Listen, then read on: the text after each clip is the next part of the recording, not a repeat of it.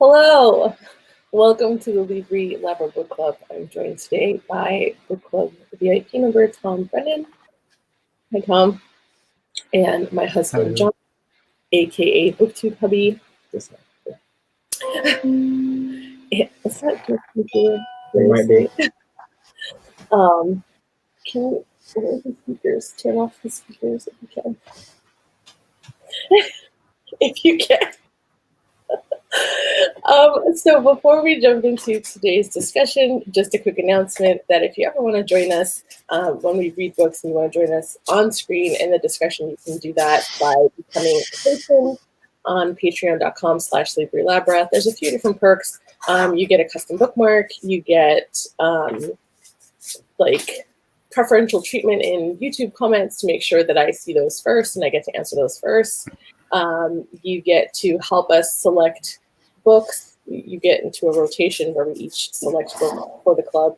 And again, there's quite a few other perks. There's behind the scenes stuff. You get to maybe suggest books for me to read and review. So if any of that sounds interesting and you'd like to continue to support my channel, please go visit patreon.com/Libri Labra. So today we are reading, well, we're not reading, we're discussing the third book in the Remembrance of Earth's Past by Cixin Liu. And this, you were all about this. I liked it a lot. So I'm pretty sure this was your nomination to finish it probably. this month. So I still don't know what I'm... What? Like where we're going to lead there. Oh, I don't There's either. a lot of places this can go. So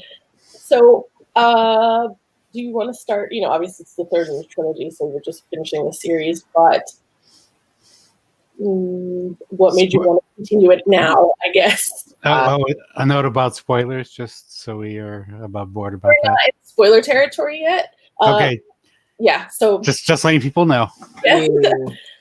It's kind of hard to hold back here, considering this is the third part of it. But they're pretty chunky. Yes, they're pretty chunky books, though. So, like, you know, for example, we're only on the third book in Outlander, and you haven't been eager to continue that. So, like, I'm just surprised that you were like, "Let's finish this." Docked already. All right. Because it was fresh. We had just cleared the first and second within a decent amount of time. I wanted to go ahead and kill that way. We didn't have to step back into the story later on. That's all. Okay. Let's go ahead and go all the way through it while we're here. But before we jump into spoilerish discussion, what were your initial thoughts on this book, like compared to the other two? I didn't look at any synopses, so I didn't. You had no idea. I was just going, I wonder where this is going. I wonder where this is going. That's all. Yeah, but how did you feel about the book after reading it?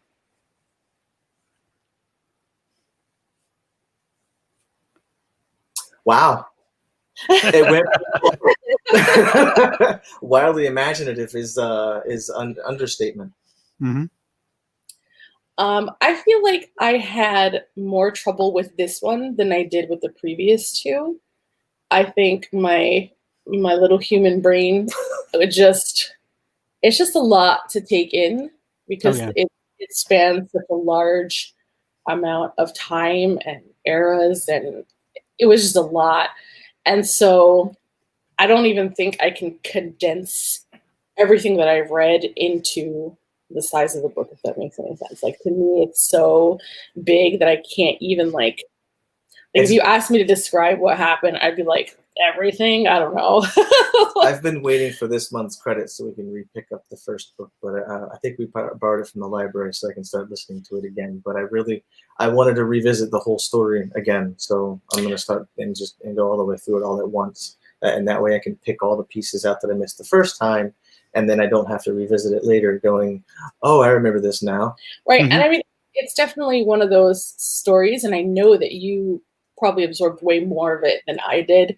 So it's just, in an ideal setting, I would like to reread it and go as slow as I need to, like just kind of processing one chapter very slowly at a time and kind of putting it all together. And then, of course, picking up on the things that I missed. So it's definitely a series that I would say that's worth a reread. I think the sciencey parts are still like, we start talking about black holes and all this other stuff, and my brain kind of turns off a little bit, because I can't. Like, I tried to read, damn it, his name escapes me now, but it was a scientist's book, and I read it, and like, he tried to break it down in the simplest terms, and it was still going. So are you talking about Neil? Yes. Neil deGrasse Yes, Tyson's yes. I read one of his books. He did put those in some decent terms, but it was still kind of hard to grasp. Yeah. And I was like, wow, this is like as simple as it's gonna get, and I'm still it's still too much for me. So that's this series, the sci-fi behind it, like the ideas that are expressed in this book are honestly all of them, like every single one of them, with the good and the bad, they're all interesting to me. And like it's the progression of human science is what this is exploring. So not only beyond that, but what the idea of the dark forest is, because we spent a lot of time in that in the last book. So, but this one is more or less what's next. I mean, AJ had sent me a video not that long ago that was like, it was a YouTube video. It was probably like 20 minutes to a half an hour long, and it was just showing the universe expanding and everything that happens during certain years, and at what point civilization dies, and like that's within like the first minute that like humanity is gone, and then it just keeps going and going and going and going, and like, so that's how much impact we're gonna have on. Right. And so universe. Watching that video and reading this book, it was just kind of like, I think there's like a part of me that's like, but why do I care about all the things that might happen like so far? I don't know, just gave me lots of anxiety. And the galaxy is so far away. Yeah. But Tom, what were your initial thoughts? Again, the ideas are huge, and it's like, I personally never thought of any of these things before. Right. And it dragged in parts. I think it could have been a little bit shorter. Yeah. But on the whole, it's a stunningly original read. I mean, well, that's the reason why I want to revisit it right away, is because in those parts that you feel might be a little dragging, I really do believe there's probably information that ties to stuff that happened. I think when we discussed this on Facebook, I think my problem was I want more plot, I want more big ideas. Give me that, come on, and yeah. But now that I know what the plot, now that I know what the plot is, that takes the pressure off, so we could say, okay, now this is how this fits in. So that's probably on me. So a lot of the hard science parts just feel very like info dumpy. And that's probably why I like check out so quickly. It's just like, oh, science, I don't know this. But but without the science, it would just be fiction. Right. Yeah. Right. And true. But it's just go ahead. The concepts he's trying to put across, yes, some of them, I had my eyes glazed over, but I think I understood just enough to get the idea of what he was going for. And it's okay, this is why this is this way, and this is why they make the choices they did, because the universe acts like the way it does, sort of a thing. So my question is, any of the things that we read in this book are, if they are scientifically accurate, like if they're like the numbers they gave were accurate. I want to know if all of that is truly accurate, because that'd be interesting to me, find out that how much research has gone into the astronomical like values that he uses for everything. So, I mean, like, is this all, like, a lot of this accurate, and we're just waiting for other species to not find us? It's like, it's how much of this is really true. Yeah, there's an equation in Maxwell's. I don't remember the name, that calculates probability of life on other planets and such. And it's like, granted, the chance of having life is very, very small, but the universe is a really huge place, so that kind of counterbalances it. It's like, okay, well, maybe we'll see what's in play here. So I think at this point we can probably jump into spoilers. Yes. So spoilers if you haven't read it. Feel free to read the whole trilogy. Come back. We have a discussion for each of them on my channel. So. And I will probably talk to people about it in other places if they wanted to. Just say, hey, hit me up on Twitter or something. What about this? I'm like, hey, wait a minute. I'll have to go talk about that. I don't know. There's so many sciencey things that the ideas that I'm really hoping humanity is already at least working towards in this. But I mean, there's a lot of science fiction in here. There's a lot of science. I'm not sure how much of it is fiction now. Well, that's the question. That's what I really want to know. Yeah. Right. I think, and this is kind of earlier on, but I think something that really fascinated me was when I don't remember what it was called, but when they got to the era where it was just very feminist and very feminine. Because to me, with everything that's happening with toxic masculinity and the patriarchy, and for years and years and years, I've been we need feminine energy to take over for a while to help just restore empathy, to help restore human connection, to help, almost restore life, kind of whatever. I believe it was during the deterrence era. And the deterrence era was basically really about staying back and not being aggressive and surviving. And that's kind of the idea of the dark forest itself is and if our masculine energy where it's at right now continues, we will make the mistake of being aggressive to somebody else and they'll annihilate us. Well, I mean, but that's the thing, right? When you talk about violence and aggression, there's no end to it. You hurt someone, they hurt you back. It goes back and forth till eternity until you've destroyed each other. So yeah, when's it gonna stop? It doesn't unless you change the dynamic. So and yet when Chongqing becomes a sword holder, Solaris immedely attacks. Yep. The mother energy is what they counted on. They're like, well, no, she didn't want to kill everything and everybody, but it ended up happening anyway. But there's a lot of that throughout the book. Just kind of like these self-fulfilling prophecies, I would say. A lot. It's actually quite interesting how this guy has kind of encapsulated the idea of certain characters and what they are and what they feel, but ended up having to deal with the things that they were trying to avoid anyway. Multiple cases. I don't feel like I have a strong enough grasp on everything to lead the discussion. I don't even know if I do, but one thing I really like to talk about. Yeah. So each book actually goes through different eras and different times, and they follow different and specific characters for this time to tell specific parts of the stories.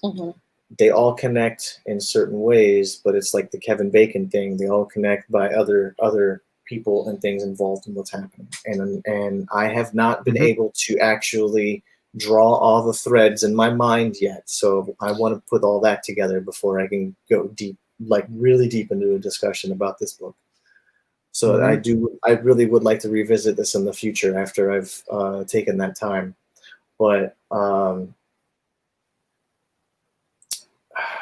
technological advances, what we want to see. What did we see in this book that we would actually want to see in our time now?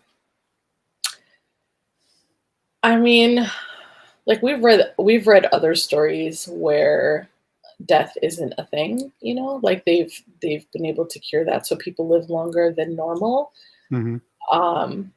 That idea sounds appealing a little bit, being able to be frozen till later on, till something passes, till the pandemic's over. I don't know. Just being able to be frozen and put on pause for a little while until the conditions improve sounds like a kind of nifty technology, I would say.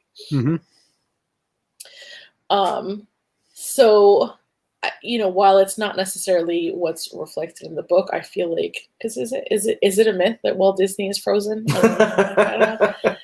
Kind of waiting. That his head is under Cinderella's castle. And cryogenic. Yeah, the idea that we can revive people in the future, or not just that, like, and then diseases that we haven't discovered cures for, right? If someone's able to be, especially if they're young, if they're able to be frozen. I mean, there's lots of ramifications from doing that and losing all the people you know and you love. And I mean, unless they end up with the same fate and then brought back with you. I think the second book had a couple lucky instances of that. Well, even this one does. I know we discussed that it was kind of strange that he had used the name Halo, because every time I heard it, obviously I wasn't thinking about the book. I was thinking about Master Chief. So I wanted to be like, stop saying that. That's the ship's name. I know, but it's just, it was ring-like. Mm-hmm. It did make me curious about. I would want to see the design of that ship if it's got that kind of propulsion system and it's ring-like. I mean, they call it. That's why they called it Halo. Mm-hmm. But I would want to know if the design of that ship was, if he actually spent the time to figure out the designs of all of these ships. It's kind of interesting to me too. Mm-hmm. Like how much intelligence is in this book, how accurate things might have been, or if people are going to take ideas from this book and start working towards it, like. Well, we've already discussed that. I think, is it Netflix? Netflix is making a show on this. So that'll be interesting to see their adaptation. Although I don't know about the people working on it, but it'd just be nice to see. I'm a very visual person, so being able to see visuals. Yeah, agreed. I mean, I do enjoy that. It's kind of like that's honestly why I like watching the movie before going into the book, because that way I actually go in with a framework already. Yeah, most people don't like that, but yeah. I mean, I can still parse the differences in the stories, I think, for when Hollywood chops it up. Was there any technology in the book, Tom, that you feel like would be cool to have now? Well, hibernation, obviously, but whenever they would say, "Oh, who was it? Chongqing," they had her hibernating for years. And it's like, well, what about freezer burn? Clearly not a thing. Yeah, but again, this is the difference between like the Trisolaran civilization and ours, because they're much more advanced, and essentially what they're creating is better and better bullets. The droplets are essentially bullets. Yeah. So, and I don't know if that's progress. I suppose it is, because you can still destroy the enemy's fleet that way. But I don't know. It seemed like he was revisiting that old technology, but to new use, sort of a thing, in this volume. So, he did that in multiple cases, I think. Yeah. I mean, that's innovation. Like if you ever watch Battlestar Galactica, the original or the remake, the Cylons are, super, can hack any computer. So the defense there is don't have computers, or don't intertie all your computers on your ships. So we go back in technology, but we gain a benefit from it. So the idea of what they've created when they learned how to do the other type of propulsion, and then they ended up learning that they can create antimatter with it, and then using that as bullets too. What? Come on.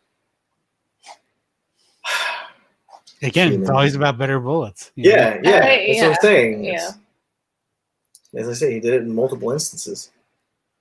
But yeah, and that's where like it just doesn't end. If you're always trying to make the badder, bigger, more destructive thing. I don't know. I can't imagine spending time on that. Like it's so because I'm the type of person that doesn't like guns, doesn't believe in those kinds of weapons. I don't feel humans should have that kind of power. And I guess dudes get really power hungry. And the other one is the unnamed civilization that is the one that apparently destroyed the Earth and the solar system. Because humans were all like, oh well, they're using these photoids to explode the stars. I know. We'll hide behind Jupiter so that way when the sun explodes, we'll still be around. Right. No.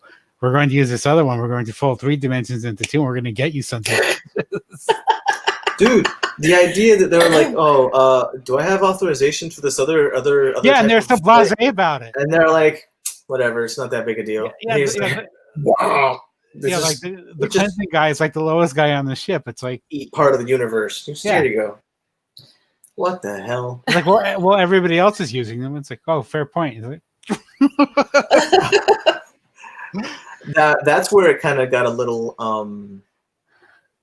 I felt a little Terry Pratchett-ish in there a little bit. Yeah. Have you seen Soul?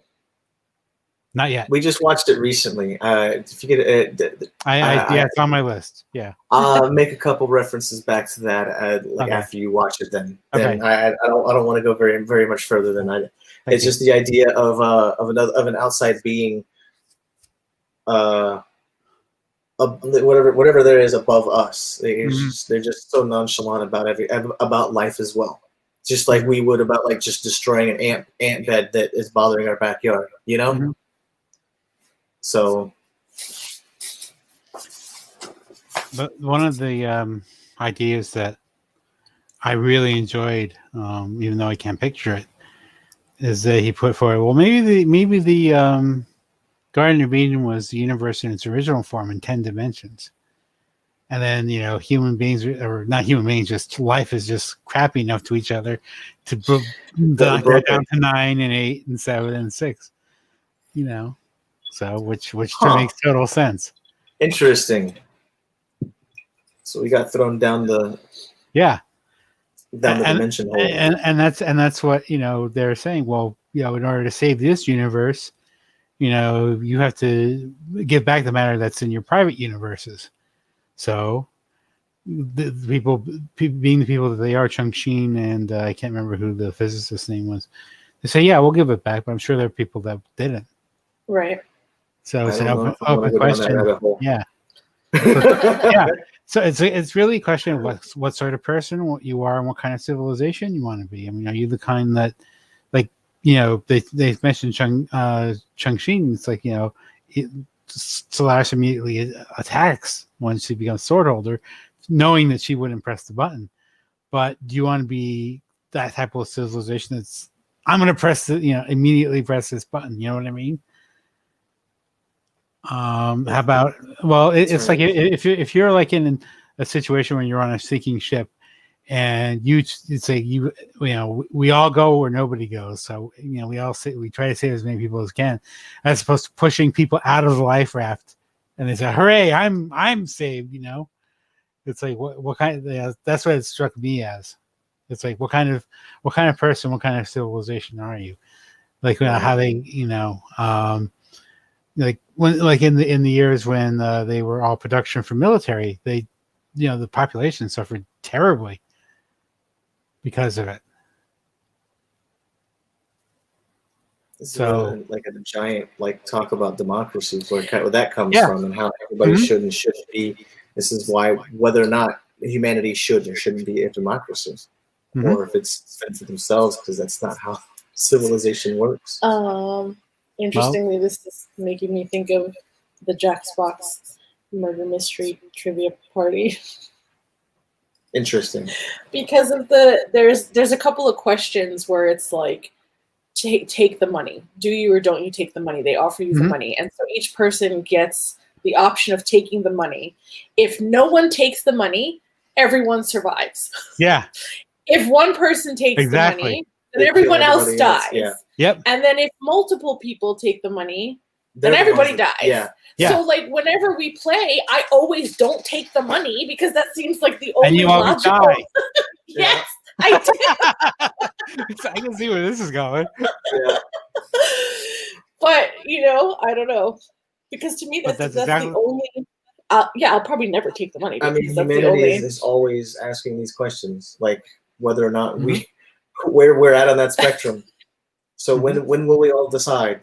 That's I guess it's the question here. Well, and that's you know, when they were talking about making the sole total position, you know, I mean, I think Liu makes the point that any democratic society would never be able to make that kind of decision because, you know, people would be like, Right. oh yes, another thing. So you get one person to do it, which is essentially totalitarian, and that's Correct. like, you know, when you go out into space, that immediately goes into a totalitarian regime. So Yeah, that was interesting, that whole discussion about how easy it was to convince everyone that fascism was the way to go. Right away, and then start attacking each other. And then how Like, quickly they were just humanity's eating already each gone. other. Like, we don't we're not human anymore. Mhm. That was like the entire thing about this book and sociology was probably the main focus that I was interested in. Mhm. Is how everybody reacts to each other all the time in specific scenarios. And it's disgusting. Yeah, but I thought again in that regard, you know, they the welcome was a blue space and gravity, the cruise back to Earth, and then they said, oh, we're going to put you on trial for crimes against humanity, you know, because of the attacks, and then But we weren't. Nobody was human anymore. yeah, and then later on they're heroes because what was it that they did? Because they survived. Yeah, they survived. Yeah, it's like, so just wait it out, and you know, things will probably get in your favor, I guess. Well, this is definitely spoiler territory then if we're going to talk about what happened there, because Well, they came back, so like, hey, heroes, yay, yay. Yeah. Sorry, but no. No, yeah. But then it's like, you know, I think he does a good job of showing. It's like, well, what are you going to do in that situation? You can't really Right. judge it because you're not there. You don't know what Right. the situation is. And then, yes, it sounds horrific, you know, when you're not in it, you know. But if you're there, and you know, well, it's like, well, we can't support everybody, so what do we do with them? Oh, that whole thing. It's ridiculous. And how he put it so eloquently, we couldn't leave that much protein just wasted out in space. Right, yeah. It has a logic to it, and you know, as horrific as it is, I mean, I hate to believe it, you know, they're right, you know. I mean, but we see stuff like that all the time in different, like, economic, financial classes. You know, people that don't have the same access to things are going to behave completely differently than those that do. You know, and I think it's really easy for people to judge when they're not living within those conditions. Those parameters, correct. Yeah. Yeah, you don't know the story. So it's like, how can you judge? So much of this book, like so many things you could be parsed from it. Not even just the book, the whole trilogy. It's very in depth. Yeah, I would just like to say that I was the one who started this, and then John pretty much picked up the ball and ran with it. You threw me the ball. Yeah, and you ran with it. Well, good on you.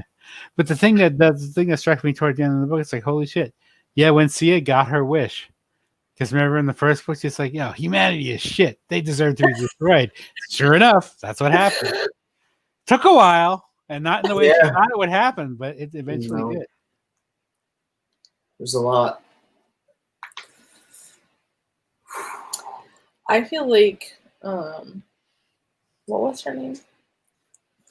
IAA? No, not IAA. Cixin? Yeah. That she just had a lot of stress on her shoulders, but that she was very adamant in regards to maintaining that sense of humanity and of love and of all of that, despite like everything that she, like, even towards the end when she was like fucked up. That's what she felt like, at the very least. Well, I also explained how she took it after, like beforehand. Like she had run into, before she making that realization, the idea that she's known from experience that every time she has a little bit of happiness, something really bad happens and destroys everything. So she's learned to not try to feel that happiness. Mm-hmm. So after realizing that she made that kind of mistake, she was already numb to everything. So that's kind of sad. But I'm pretty sure that actually helped her cope through that, even making the realization after the fact.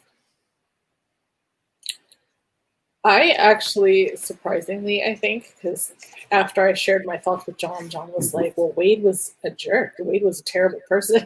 Mm-hmm. But I felt bad for Wade. No, well, I mean, we should have, yes. I didn't expect him to keep his promise, honestly. No, I didn't either. I expected it to be like, well, this is what we're doing. She's Right. saying no, and he's like, sorry, we're going to do this anyway. And then I thought he was going to murder her.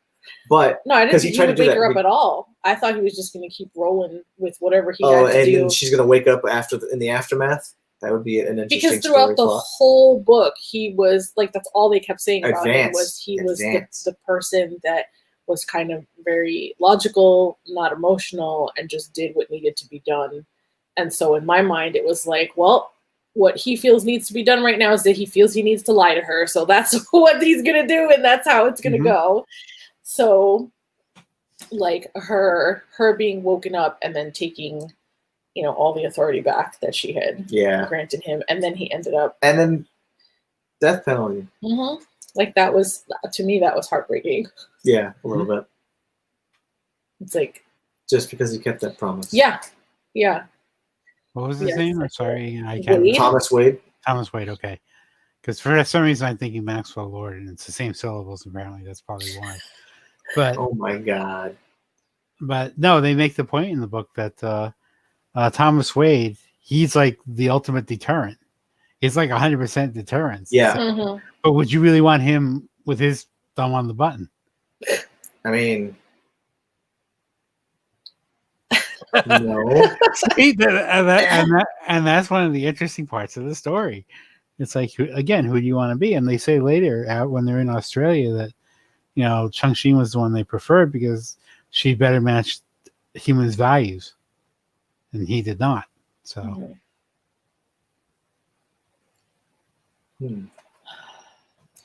what's? I guess all spoilers are open game here. I mean, we're having a discussion. I would think so. All right. So the idea that Trisolarans aren't even the reason why we got annihilated was. I don't know why you would think we needed another thing for us to annihilate ourselves. Oh yeah. No, we can perfectly do it on our own. Yeah. We didn't need anybody else's help. We don't need help. Yeah. But if you want that story, go to and read Canticle for Leibowitz. But anyway, I digress. Go ahead. But the idea that they didn't even take the time to find out if we were a problem.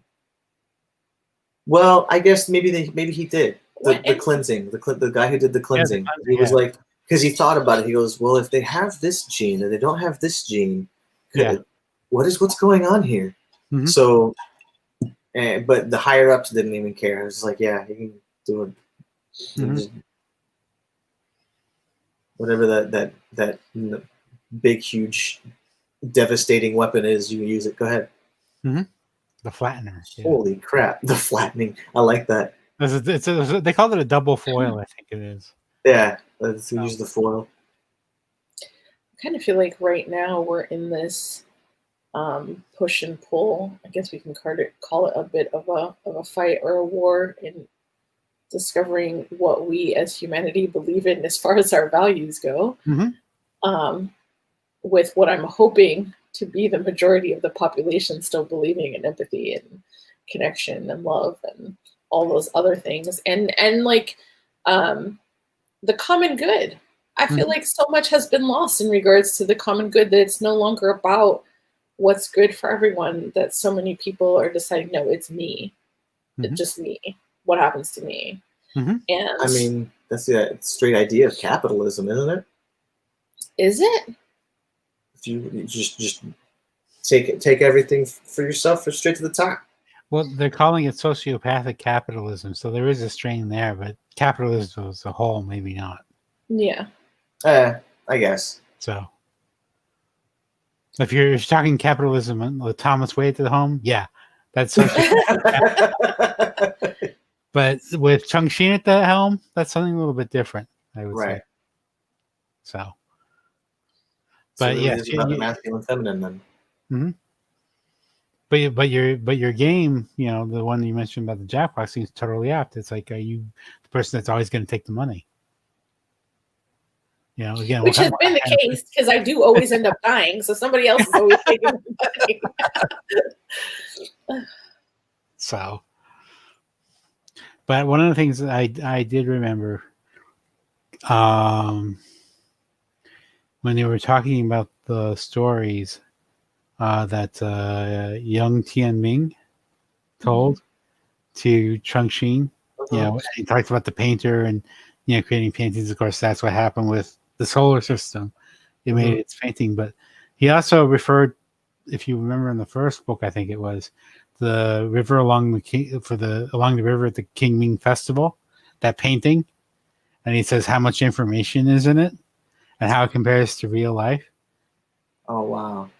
I don't remember that specifically. But. I do because I looked at the painting. And yeah, I think it which, was which painting is it? Along the river. Wait, I have it here. Hang on. I'll put a link to here in the chat. During the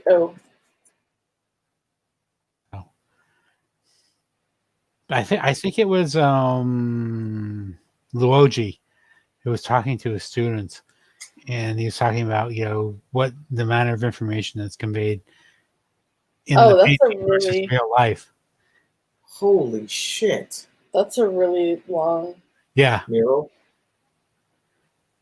Is it scrolls? It's just a painting? What is it? I think the closest I could come to thinking about it is a tapestry, except it's horizontal. There's probably a specific art name for it, but I don't know what that name is. Oh, right. Let's see. It just says is a painting by the Song Dynasty painter. Mm-hmm. His name is Zidwan. Yeah, but he mentions that, I think, in the three body problem, or it could be the Dark Forest, and he's talking about, you know, how representation, like how do you represent life in the 2D space? Oh my, hold on. And he brings it up again in the last book. That's why it's like, oh yeah, I remember that. It's actually letting me look at the whole thing. Yep.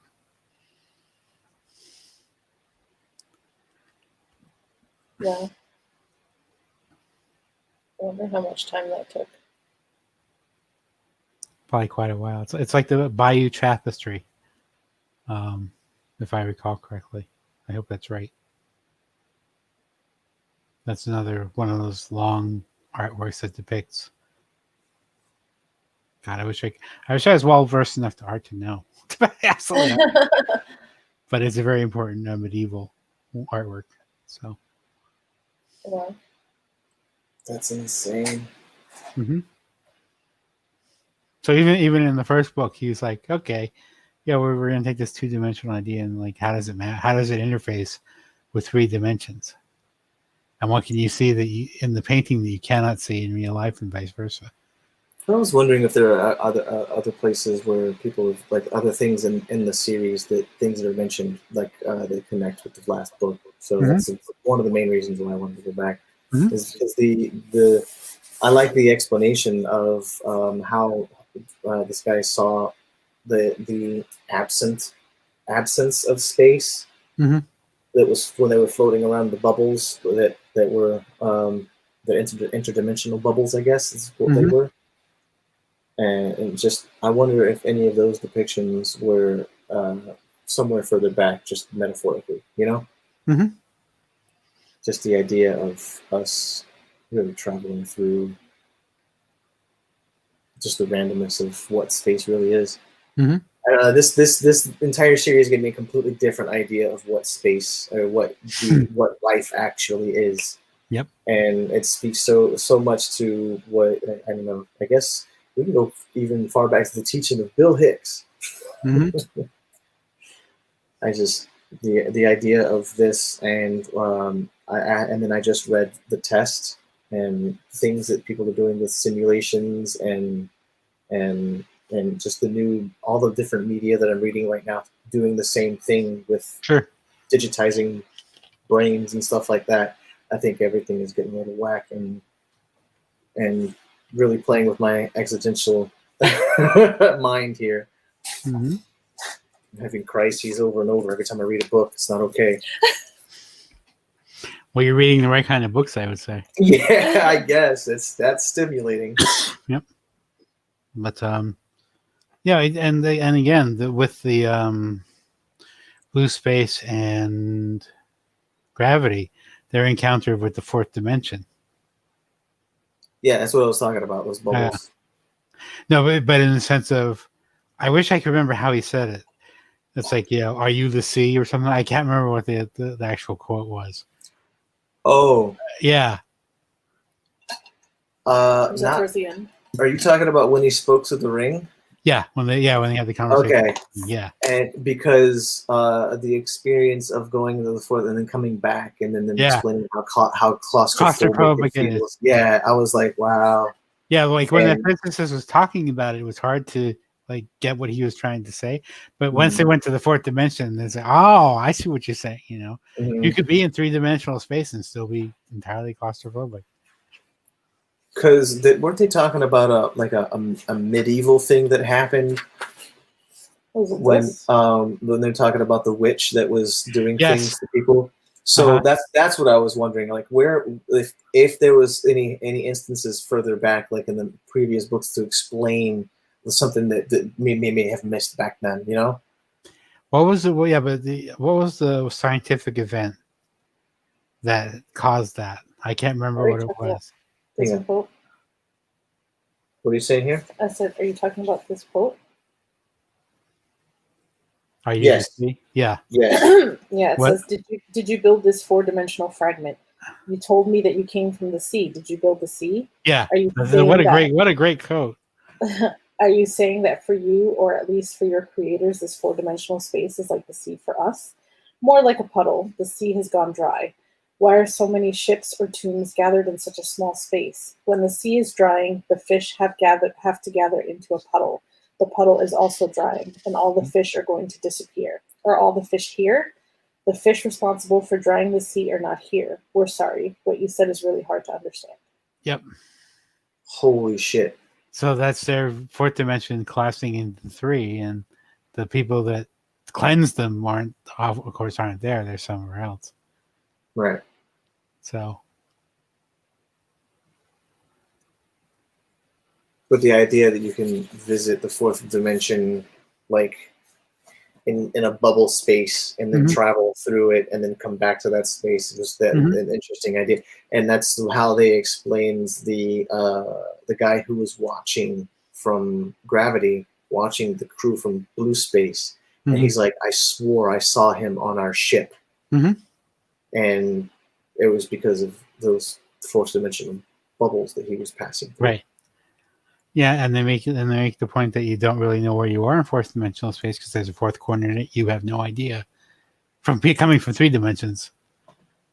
Yeah, right. How that works. So the idea of how and spatial relations have got to be out the window.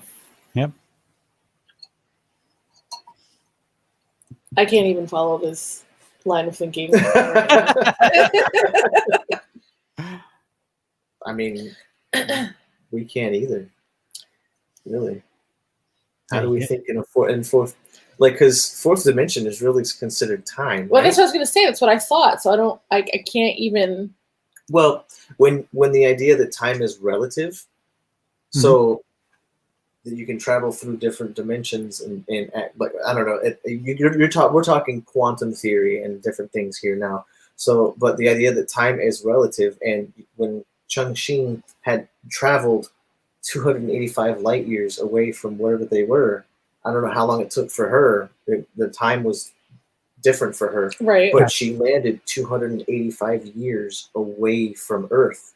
So Right. the Earth had already progressed 285 years, or what two-dimensional aspect of Earth had already progressed 285 years. Yeah, By the but time he introduces a more acute example later in the book where Shang-Chi and the physicist that she's with are going to land to meet young Chen Ming, Okay. and they get caught in that null gravity or zero gravity thing, and then like the speed of light is super slowed down. Yeah. And then they start orbiting faster and faster and faster around the planet that they're on.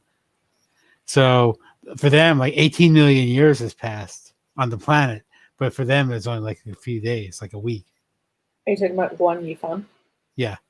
Yeah. So if time is that like relative, it has that's the reason why they think it's like another form of dimensions. We can't really grasp what it is. And if time and space is like moving at the same, I don't know, if things are growing at some astronomical rate, Mhm. like how do we even like catch up to, like how do we figure out to manage or to like measure something like that? Well, one of the scientists in the book talks about that the universe is expanding so fast that there's a danger that it will just keep expanding. And then so like messages like light from one side of the universe will never get to the other side Right. of the universe. So which is like That's just the idea that everything is growing at such a rate. Well, we can, if you want to shrink it down and use it metaphorically, are we just not an atom in another larger body that's growing? Maybe. Like, are we bacteria in in some other larger system? According to a book I just read, yeah. Mm-hmm. That's what I'm saying. Like that we're just an infinitesimal part of like a much bigger thing. We're on the nucleus of an atom inside an amoeba, inside some other large animal, and in some other existence. Who knows? Mm-hmm. What was that? God's debris too? Yeah, maybe. That was one of my, like when she got me into reading, God's debris was kind of one of my first mind-blowing experiences. That was a fun thought experiment. Yeah. And that's everything this entire trilogy is like so many thought experiments going like into one, and I love it. I also like that he paid homage to the Grand Masters of science fiction throughout the book, and the last being, of course, the monolith on Pluto. It's like that's got to be a 2001 reference, and sure enough. I mean, why not? So, what about the ending? Waiting for the end of the world. I don't know. I don't think it was depressing. Yeah. Because it reminded me of Inception, in the sense that does the coin drop or doesn't it? No, I wanted to cry that they missed Tianming and AA. That was kind of random. I thought it's like, okay, I can kind of see how you want to just show what relativity is and whatnot, but I don't know. Even for me, that was like kind of random. That was harsh. Yeah. So. I mean, I can't imagine like leaving a message to be discovered. So many. Didn't they do that in This Is How You Lose the Time War? That's what the whole story is about, is them doing that. Yeah, okay. and the technology that they discover works best is we're going to carve letters into stone. And it's like, so sometimes the old technology is the best. depending on what you want to use it for. It's interesting. Can we say that that's technology? Yeah. That was the first thing we figured out. Using writing not really. instruments? Yeah, that's technology, I would think. Yeah. All I can say is when you play Civilization, Most writing is one of the technological things you can research. So, yeah.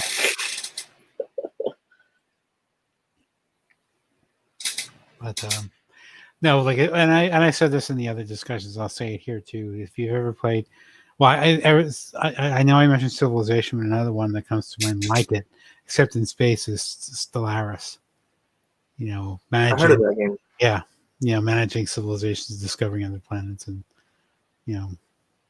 meeting exotic people and killing them, or taking their land or something like that. But yeah, it's it's like, again, to me it comes back to what kind of person and what kind of society or civilization do you want to be.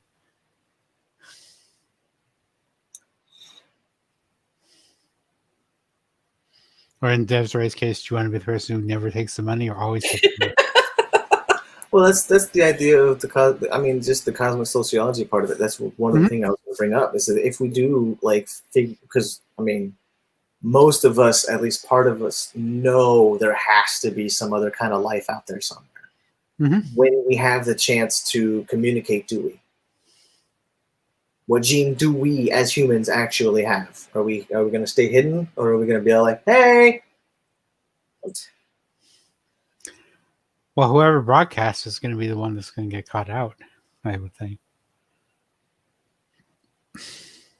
Well, in regards to like the money thing, I think it's interesting because I'm not even thinking about what's going to happen to me. Mm-hmm. Like that's not even part of my logic. My logic is not taking the money is the only answer where we all win. Where everybody wins, Yeah. right? So, like, why would you ever choose anything other than that? But there are some people who always take the money, and that's really what to me that's what the book is about. Well, you could have somebody like Thomas Wade who's a sociopath, but if you need him to do something that's hard to do, he can do it. Chung Shing can, apparently, but do you really want to do it in that way? But is it that she can't, or that she chooses not to? Right? Because, like, even logically knowing if I take the money and if I don't take the money and somebody else does, I'm going to die.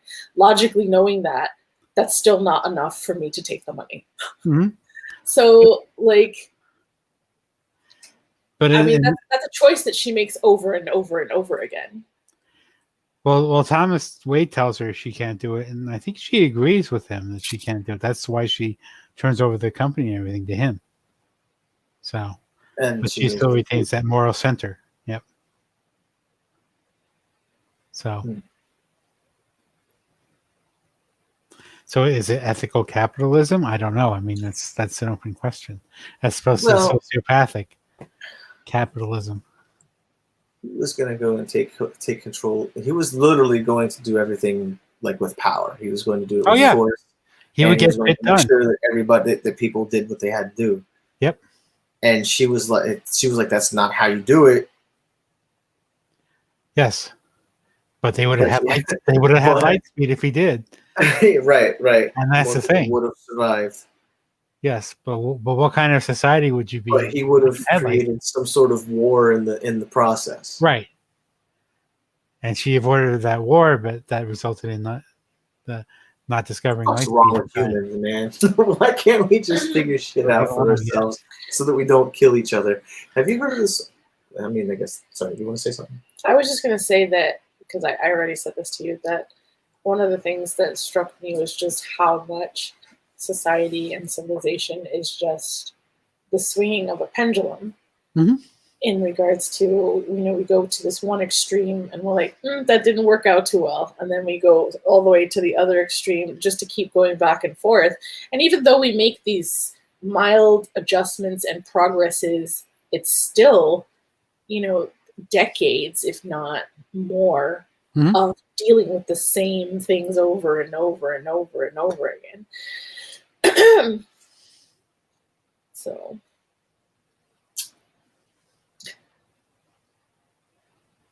So are you going to read the fan fiction book? Number There's 4? a fanfic? The fan fiction book. Yeah, I told you about that. Yeah. We because we spoiled the third one. Yeah. Possibly only because, like we didn't even really get to hang out with the Trisolarans in this one. So I guess. Well, they were kind of out of the picture, really. Oh, I mean, Tian Ming got to hang out with him. Yeah. Yeah, but I think in the fan fiction book, like the allure was that. Oh, to find out what the Trisolarans were actually like. Yeah. I mean, I'm a little curious because the idea that their two bodies meld and then create 5 offspring that grow from there. That's interesting. I'm more fascinated by the fact that they don't use audible language. Oh, that it's all thought? That it's all thought, yeah. Oh, yeah, that was one. I feel like we have the power to do that. We're stupid. I don't think they were stupid. We haven't evolved enough yet. No, I don't even think it's that. I think it's like we have our own mental blocks. Like maybe we knew that we could do it, but we forgot, and it's all about relearning how to do it. Mm-hmm. Interesting. That's kind of how I feel about telepathy. That also brings up their language with the eyes.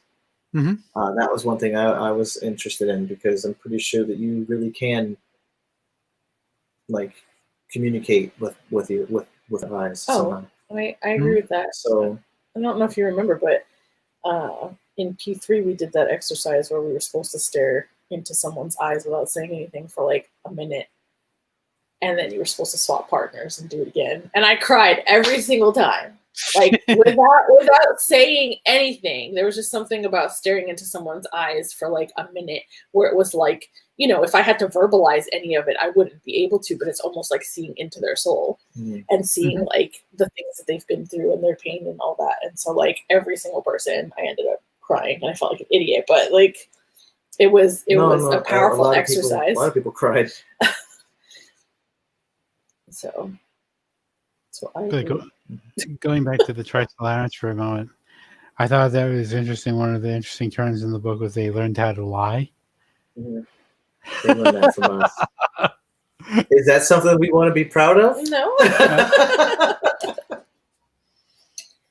They learn how to be deceitful. Yes. By humans. Mm-hmm. They learned acting.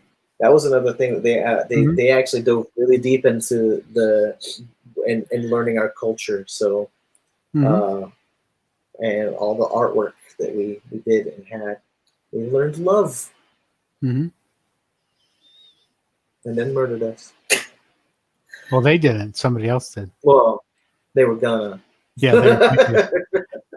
Right up until, they put the spotlight on Trisolaris and then people could figure out where Earth was. And yeah. Well, it all boils down to the same thing. I mean, it doesn't matter what civilization, who you are or what, but we're going to treat each other like shit, apparently. Mm-hmm. So, I mean, slaves for a little while, and then you guys get, dude, the whole Australia thing was ridiculous. Yeah, that was intense. Wow. I mean, that's just what, and that's what we did to ourselves too. Yelling at the book, and I was like, they did what? What? Because they can. Oh my gosh. Right first. And that's one of the lessons we learned from The Power. Is that if people can be crappy to you, they will. Because they can. It's all about that power. Yeah. Yep. Do we have final thoughts and ratings? I want to save you for last. No, I don't care. I'm going to actually step back on this one and give this one a 4-star. The first 2 got 5s from me, I'm pretty sure, but this one gets a 4 just because I tripped over the line of ridiculousness at some point.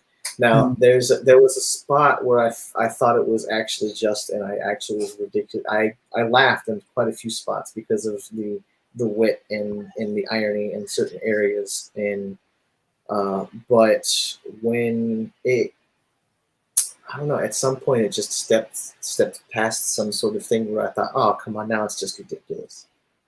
But it still leans to I guess because I was more grounded in the story itself, being physical and attainable, something that I actually believe might be a thing for us, and then it went to like beyond sci-fi that I've ever that my mind is like, I'm gonna wait right here.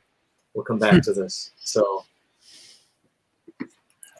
that's it. Yeah, I thought everything is amazing, intelligent, imaginative. It's overly imaginative, maybe. So Wildly is imaginative. Like I said, wildly is an understatement. Like I don't know what else to say, but it's still a great book, and I'd probably raise it to a 5 after my reread.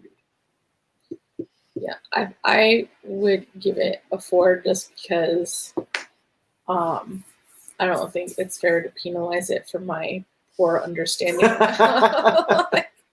That's true. Because I know that there's a lot of great stuff in there that I'm not connecting or just missing right now, and I don't know when I'll reread it, but I would eventually like to reread it. But I think I've consistently given them 4, even though I still had more trouble with this one than the others. But I think that was just because of how much time it encapsulated.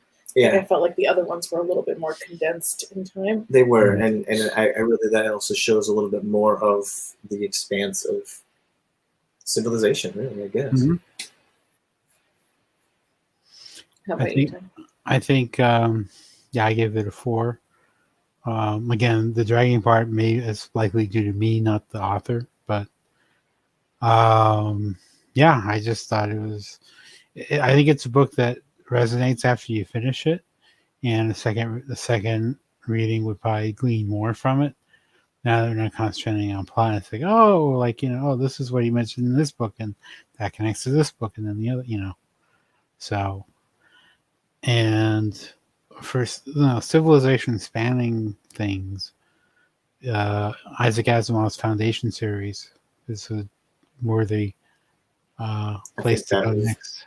I wanted. I think I did express that I wanted to visit that one. So, but I mean, it's very enjoyable. I mean, I don't feel the need to read the fan fiction book because it's like to me the story again. It's like Inception. Do you want to find out what happens after? No, I personally don't.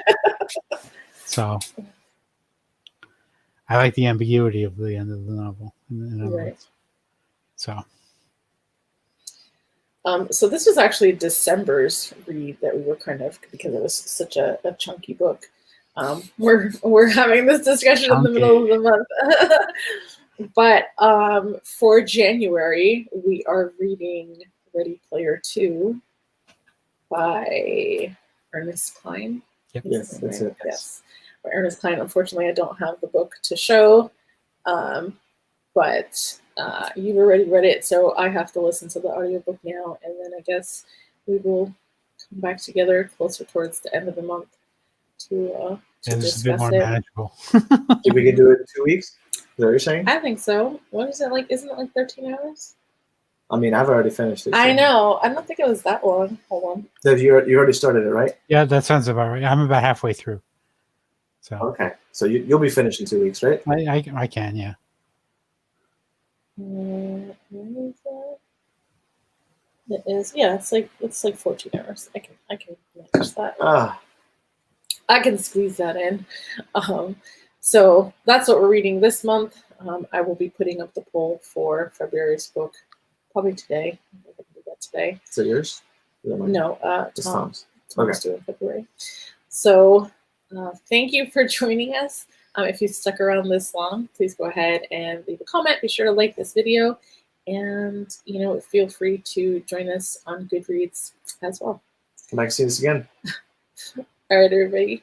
Bye. Bye, guys.